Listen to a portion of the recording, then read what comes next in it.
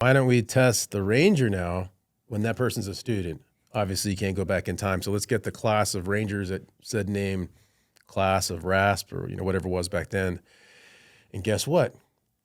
Cortisol levels through the roof. And then they're like, let's take that class as that kid goes to SERE school, and let's test that same cadre again. And what do we see? Lower cortisol levels. And so, I mean, I know this is just an anecdote. Yeah. But it seems to me, reading this study, is that we're inoculating ourselves, just like we would do to a disease, to stress. And so think about this. Just take the Rangers, for example. Yeah.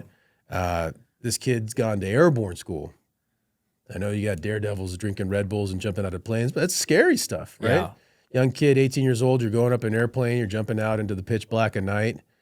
Cortisol levels are high, but then you did that, right? You accomplished that. You put that behind you. That's that's in the rearview mirror. And then you go to Ranger school. You've done that, and then you did RASP or whatever. You did RIP, and you start doing all these stressful things. And then you get to SERE school. You're like, well, this isn't that bad. I mean, this isn't my favorite way to spend an afternoon, but you're able to kind of modulate this stuff and deal with stress in different ways. So now, fast forward, you go into combat. You think how much better equipped you are to deal with combat stress, to deal with fear, to compartment that, or you've been exposed to. I haven't been to Ranger school, but there's all sorts of weather effects. There's the cold, the rain, all those things, and you've dealt with all these things individually. So when they come at you all at once, you have a way to compartment that and to push forward.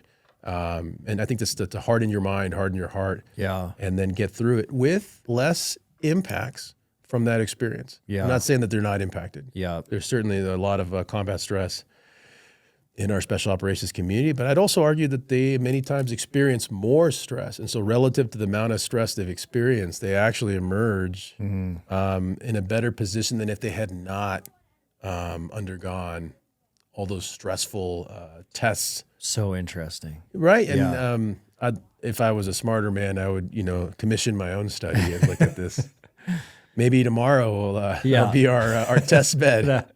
Well, there's a well-known mindset book called Deep Survival, and Deep Survival is written more from an outdoor perspective than a military perspective, and it is from the thesis of a guy did a study that he wanted to see why some people live and some people die in survival situations. So like each chapter is a different life-threatening situation where some people panic and die and a few select people don't panic and live.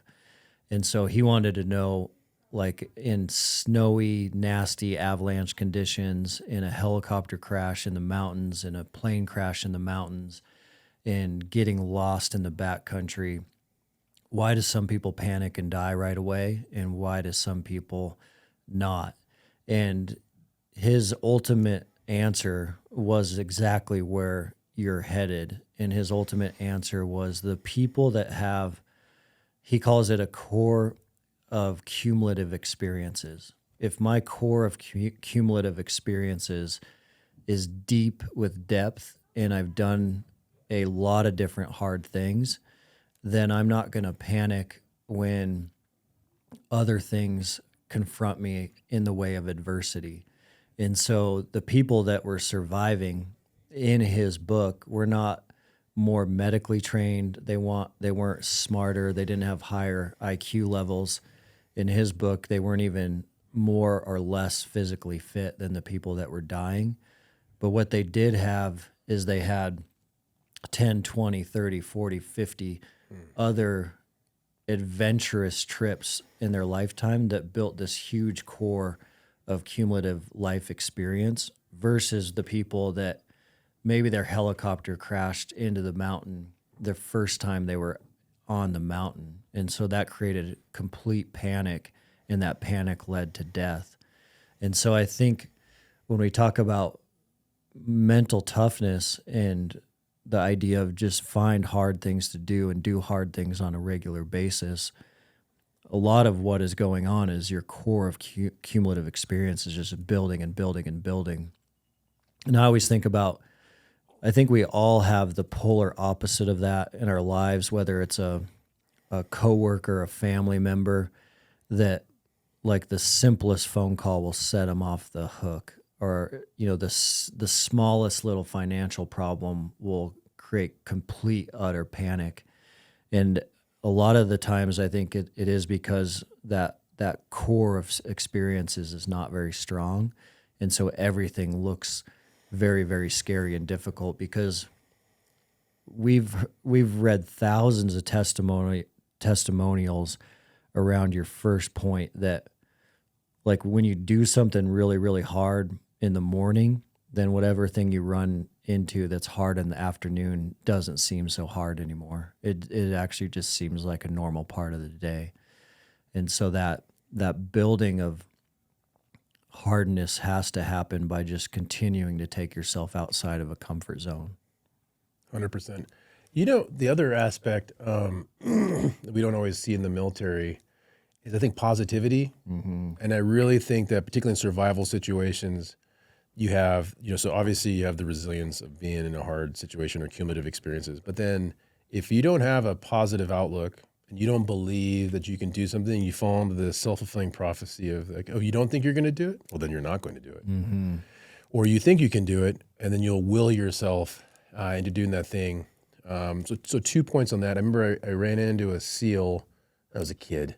I was a Boy Scout, and I got to go out to San Clemente Island with my troop and see the training there. Mm-hmm. And I asked this SEAL chief, I was like, how do you get through buds? It's like a question a kid would ask. But he gave me a really good answer. And he said, the problem is that some people want to get through all of buds. And sometimes it's too much to think about because it's really hard. All you really need to do is make it to the next meal, mm-hmm. and just take it into chunks. I can make it to breakfast. That's only 3 hours away. That's not that hard. And then I know I'm going to have a little bit of respite at breakfast because I'm going to eat breakfast. And then, like lunch, that's only, 6 hours away. Don't do my math. I don't know. Don't check my math here. But, it's a period of time. It's small. It's 5 hours. It's whatever, right? And just to the next event. And then he says at some point, then you'll be done. But if you think, I got 6 months of this, or, it's a 2-year long pipeline, and then you'll fail. Yeah. Because you're going to psych yourself out. Those micro goals.